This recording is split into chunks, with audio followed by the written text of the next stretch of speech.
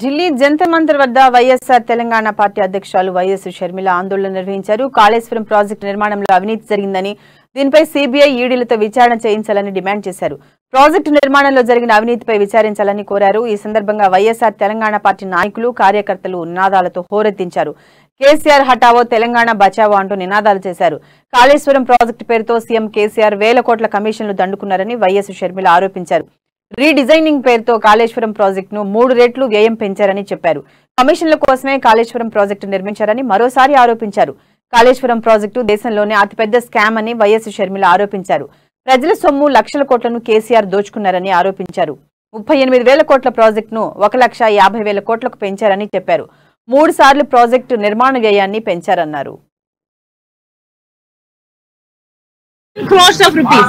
While Dr. YSR's project was meant to irrigate 18 lakhs, KCR said that this project is going to irrigate 18 lakh 25,000 acres of new Ayakat.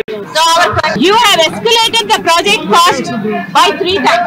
A project that was supposed to cost 38,000 and meant to irrigate 18 lakh has now costed 1,20,000 crores of rupees, meant to irrigate 18 lakh acres of new Ayakat. And even though it was meant to irrigate, it never ever has irrigated even half or even close to 18 lakhs. A minister of the BRS party himself made an admission in the assembly itself that Kaleshwaram project has irrigated 1,50,000 acres of crores of rupees.